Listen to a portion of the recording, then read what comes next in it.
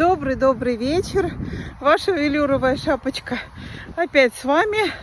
Давайте мы сегодня поговорим. Все меня спрашивают: Елена Витальевна, расскажите про свою магическую аптечку и про симптомы. Кто читал мою аптечку, тот знает. Магическая аптечка Док ЕВ. И давайте сейчас углубимся в симптомы. Итак, вот буду ходить на конюшню, не буду вам рассказывать про симптомы, если, я так понимаю, что вам нравится это.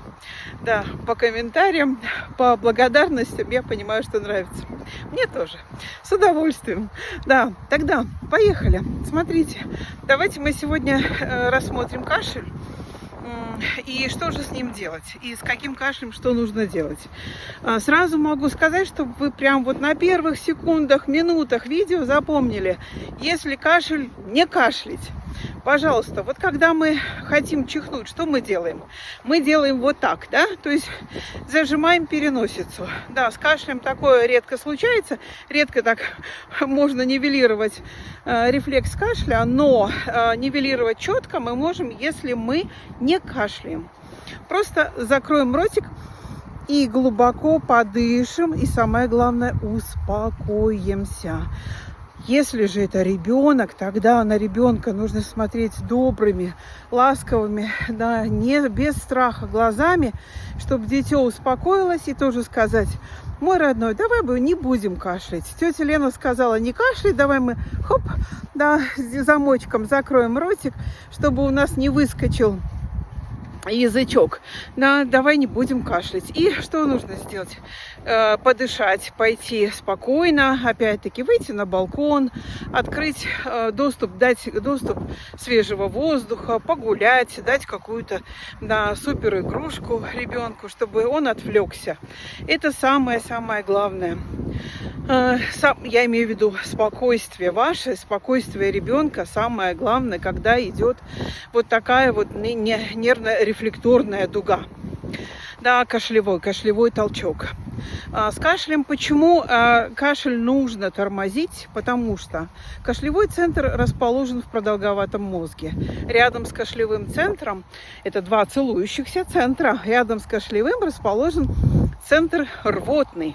И поэтому очень часто, когда мы кашляем, и очень долго, часто, навязчиво, да, с использованием мышц и диафрагмы, и переднего брюшного пресса, и так далее, поэтому переключается очень легко этот рефлекс, это возбуждение кашлевого центра переключается на рвотный, и появляются рвотные позывы.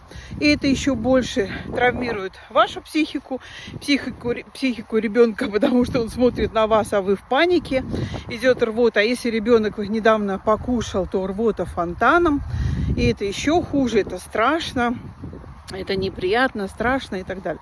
Поэтому вот слово запомните, пожалуйста, не кашлять. То есть кашель идет, не кашлять. Конечно, вы скажете, что, Елена Витальевна, разные есть типы, виды кашля.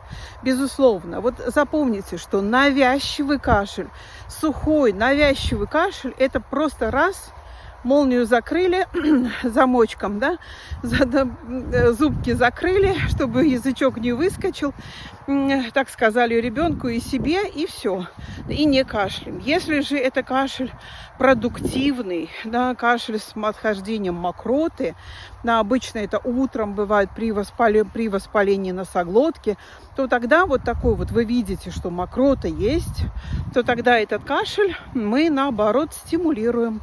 Каким образом? Нажимаем на корень языка шпателем или же, да, ложечкой.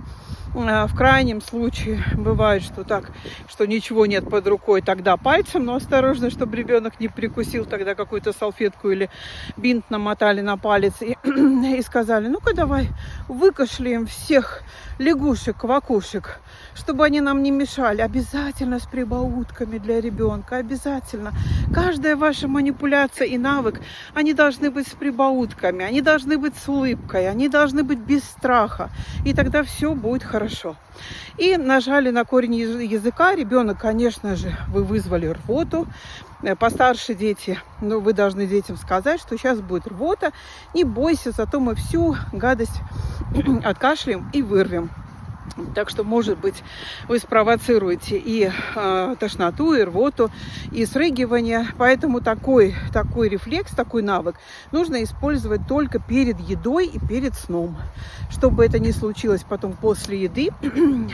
Например, кашель вместе вся еда фонтаном. И здесь очень высокий риск аспирации. То есть, если ребенок вырвет после еды, да, и тогда пищевые массы могут попасть в трахею, в бронхи, закупорить бронх, и будут аспирационные проблемы, да, обструкция может начаться, то есть риск пневмонии очень высокий, присоединение вторичной инфекции и так далее.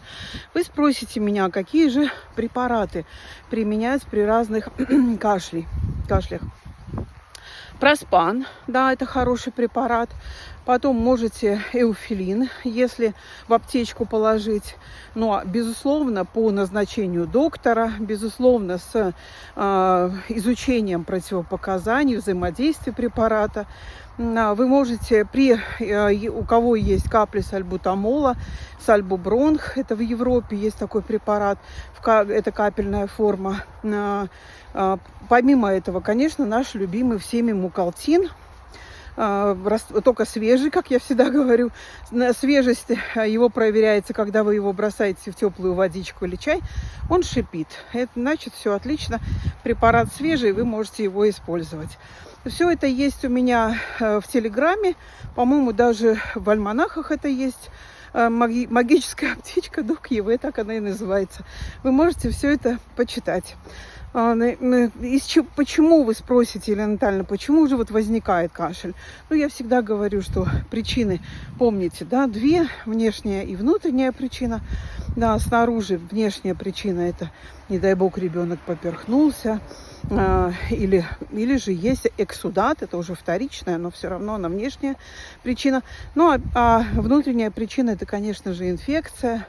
Вы скажете, вы же уже умные, и вы скажете, что, Елена Витальевна, паразитарная, да, и паразитарная, аскаридоз, да, конечно же, тканевая стадия аскаридоза, это кашель, это обструктивный кашель, это бронхиальная астма, обструкция, это аскаридоз. Это признак аскаридоза именно тканевой стадии. Конечно же, при этих ситуациях мы смотрим на кашель.